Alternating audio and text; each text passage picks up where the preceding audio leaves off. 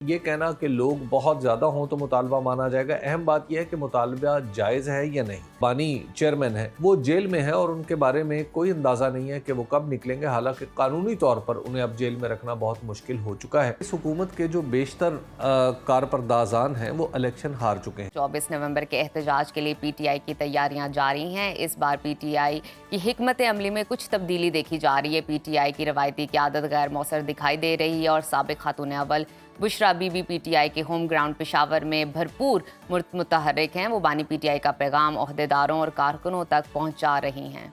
ज़राए के मुताबिक गुज़श्ता रोज़ बुशरा बीबी ने इजलास से खिताब किया। पार्टी क़यादत को बड़े सख्त अल्फाज में ये पैगाम भी दिया कि 24 तारीख की आखिरी और हतमी कॉल है और पूरे एहतजाजी अमल की वो अब खुद निगरानी करेंगी। अब फरमाइशी गिरफ्तारियों, पुलिस छापों और गायब होने से काम नहीं चलेगा। 24 नवंबर को वो करेंगे जो बाअसर होगा। ज़राए के मुताबिक उन्होंने अली अमीन गंडापुर को भी वार्निंग दे दी है कि वो काम करें वरना वजारत आला से हटा दिया जाएगा। पीटीआई के दीगर अरकान भी बुशरा बीबी के मुश्किल टास्क से शदीद परेशान हैं और कशमकश का शिकार हैं कि आखिर 10,000 बंदे किस तरह लाए जाएंगे। दूसरी जानिब हुकूमत ने भी अपनी हिकमत अमली बनाना शुरू कर दी। एक तरफ तो कहते हैं कि पीटीआई का एहतजाज फ्लॉप शो है, मगर दूसरी जानिब पीटीआई के एहतजाज के पेश नज़र इस्लामाबाद में दफ़ा 144 नाफिज कर दी गई है और किसी भी किस्म के मजहबी और सियासी इज्तिमा पर पाबंदी लगा दी गई है। इसी पर बात कर लेते हैं। हमारे साथ मौजूद हैं सीनियर तज्जियाकार हबीब अकरम साहब। बहुत शुक्रिया हबीब साहब। सबसे पहले तो ये बताइएगा कि पीटीआई 24 नवंबर के एहतजाज की भरपूर तैयारी कर रही है और बुशरा बीबी भी मुतहर्रिक हैं। इस्लामाबाद ज़्यादा से ज़्यादा कारकुनों को लाने के लिए हिकमत अमली बनाई जा रही है। आपको लगता है कि इस बार पीटीआई लाखों की तादाद में कारकुनान को निकाल पाएगी और अपने मुतालिबात मनवाने में कामयाब हो सकेगी? जहाँ तक लाखों की तादाद का ताल्लुक है तो ये तो हर पॉलिटिकल पार्टी दावा करती है, और लाख हों, 2 लाख हों, 4 लाख हों, ये हर पार्टी खुद अपनी गिनती लोगों को बताती है। अहम बात यह है कि क्या इतने लोग इकट्ठे हो सकते हैं जो वाकई सियासी तौर पर अहमियत इख्तियार कर जाए और उनके मुतालबात के ऊपर गुफ्तगू शनीद शुरू हो जाए या उनके मुतालबात माने जाए। माजी में हमने देखा है कि बहुत सारे जो बड़े बड़े इक़दाम, बड़े बड़े जलसे हुए या इस तरह की एक्टिविटीज़ हुई, उन पे मुतालबात नहीं माने गए, लेकिन बाज़ बहुत छोटी सी एक्टिविटीज़ थी उनके ऊपर मुतालबात मान लिए गए। मिसाल के तौर पे 2014 का धरना जो पाकिस्तान तहरीक इंसाफ ने 126 दिन के लिए दिया था, उसमें हाज़री को बहुत बड़ी नहीं थी। ऐसा नहीं था कि लोग मुसलसल डेरे डाल के बैठे हों।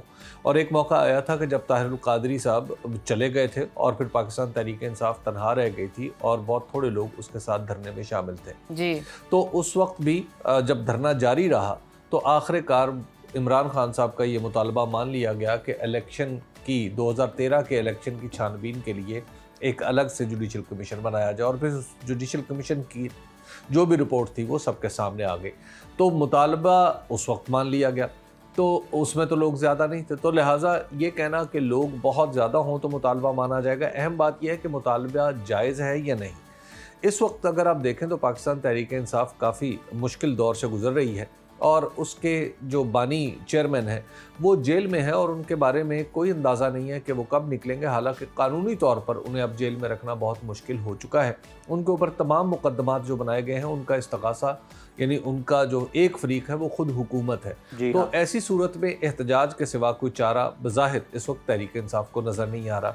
फिर इसके साथ साथ जो हमने अदालतों में तब्दीलियाँ की हैं 26वीं आईनी तरमीम के बाद, तो भी बहुत सारे लोग समझते हैं कि अलहदगी इख्तियारात का जो बुनियाद थी, अलहदगी इख्तियारात जो हमारे दस्तूर की, उसे भी ख़त्म कर दिया गया है। तो अब इसीलिए धरने या एहतजाज का रास्ता इख्तियार किया गया है।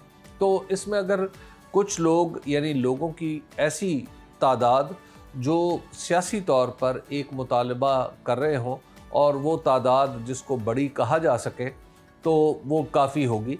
इसमें बंदे गिनने की ज़रूरत नहीं है। और तहरीक इंसाफ का रिकॉर्ड ये है कि वो आम तौर पर बंदे दीगर जमातों की निस्बत काफ़ी ज़्यादा निकालने में कामयाब हो जाती है। बिल्कुल ठीक हबीब साहब, आपका पॉइंट हमारे पास आ गया। हमें ये भी बताइए, तहरीक इंसाफ के रहनुमा अपने सियासी जलसों में जहाद के नारे लगा रहे हैं, इस हवाले से वीडियो भी वायरल हो रही है। क्या तहरीक इंसाफ एक बार फिर अपने एहतजाज को मजहबी टच देने की कोशिश कर रही है? क्या लगता है आपको? ये सारे जो नारे होते हैं इस तरह के, वो कारकुनों को जोश में लाने के लिए लगाए जाते हैं। आप पाकिस्तान के हर सियासी जलसे में आपको अंदाज़ा है कि नारे तकबीर लगता है, और नारे तकबीर खालिस्तान मुसलमानों का एक नारा है। तो क्या उस नारे तकबीर लगाने से कोई जमात बाकायदा इसको मजहबी रंग देना चाहती है? ऐसा तो नहीं होता। तो जो इस तरह की जमातें, जो जितनी भी पॉलिटिकल पार्टीज़ हैं, वो इस तरह के नारे लगाया करती हैं। और दूसरी बात यह है कि पाकिस्तान के जो बेशतर लोग हैं, उनके जहन में जो मज़हब से ताल्लुक़ रखने वाली इस्तिलाहात हैं, वो एक ख़ास किस्म का असर बर्पा करती हैं। उसको ज़रूरी नहीं का उसको ये कहना मुनासिब नहीं होगा कि इसके नतीजे में कोई वाकई कोई जंग छेड़ी जा रही है। जिहाद के बारे में बहुत सारे नुक्ताए नज़र हैं, और जब भी कोई पॉलिटिकल पार्टी ऐसे करती है तो वो कहती है कि जनाब हम तो जिहाद पे निकल रहे हैं। तो ये कोई नई बात नहीं है, लेकिन बहरहाल अब इसको कुछ इसके सियासी मुखालिफिन अलग रंग देना चाहते हैं, तो ज़ाहिर है ये उनका हक़ बनता है। लेकिन ऐसी कोई बात मैंने पहली दफ़ा नहीं सुनी। इससे पहले भी मुख्तलिफ़ पार्टीज़ के जलसों में, उनके इजलास में इस तरह की बातें सुनने में आती रही हैं। तब अली अमीन गंडापुर की स्टेटमेंट की बात कर लेते हैं। वो कहते हैं कि बानी पीटीआई इस्टेब्लिशमेंट से बात करने के लिए तैयार हैं। बानी पीटीआई सियासी मामलात सियासी जमातों के साथ हल करने के लिए आखिर क्यों तैयार नहीं है? वो हमेशा इदारों को ही क्यों सियासत में घसीटना चाहते हैं? इस बात से कतई नज़र के कौन किस तैयार है, जब भी सियासी मुज़ाकरात हों तो इसमें यह देखना पड़ता है कि किसके पास इख्तियार है। ज़ाहिर है अगर किसी के पास इख्तियार ही नहीं होगा तो उसके साथ मुज़ाकरात बेमानी होंगे, या उसको मुज़ाकरात में ला के या उसके साथ मुज़ाकरात में बैठ के उसकी लेजिटिमेसी में इजाफ़ा करने के मुतरादिफ होगा। मौजूदा हुकूमत जो इस वक्त है, यानी ये PDM2 की हुकूमत इसे कह लें, इसको मुस्लिम लीग नून या एक पीपल्स पार्टी और मुत्तहिदा कौमी मूवमेंट की मुश्तरका हुकूमत कह लें, किसी नए इत्तेहाद की हुकूमत कह लें, अहम बात यह है कि इस हुकूमत के जो बेशतर कारपरदाजान हैं वो इलेक्शन हार चुके हैं। ये पाकिस्तान तहरीक इंसाफ का मौक़िफ़ ही नहीं, बल्कि पाकिस्तान से बाहर भी जो लोग पाकिस्तान के इलेक्शन पर नज़र रखते हैं उनकी राय भी इसी तरह की है।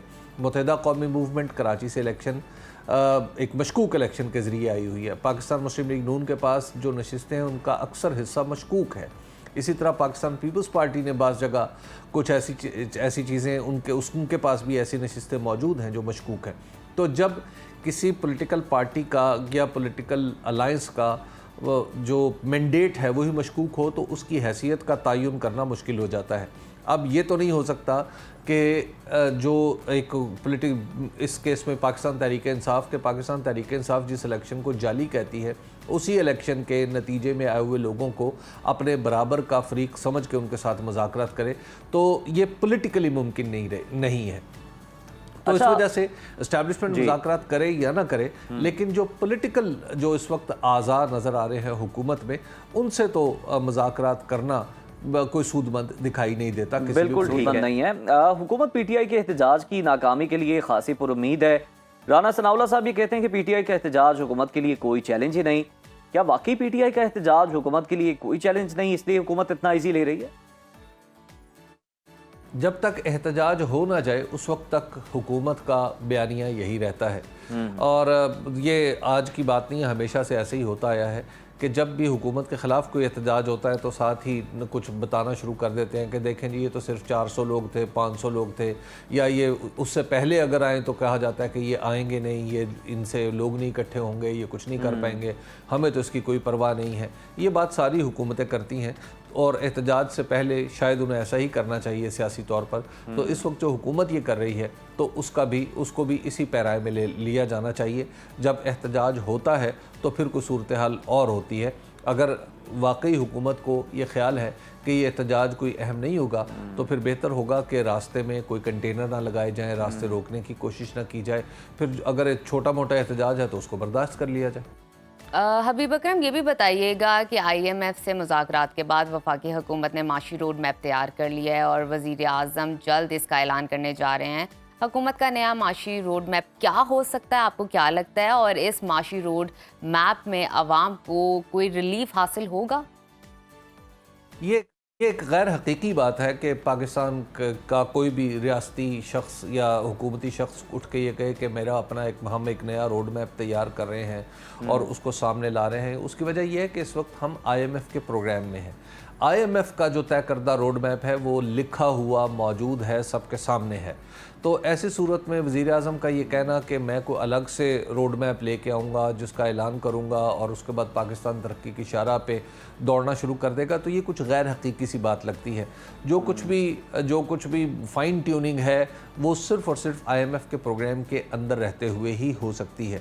तो इसलिए जो हुकूमत का नया रोड मैप, पुराना रोड मैप, ये ऐसी बातें हैं कि जो ज़ाहिर है इसलिए अहम है कि हमारे वज़ीर आज़म कह रहे हैं, बसूरत दीगर अमली तौर पर इनकी कोई हैसियत नहीं है। बहुत शुक्रिया साहब, आप अपना सियासी सूरत हाल पर एनालिसिस दे रहे थे।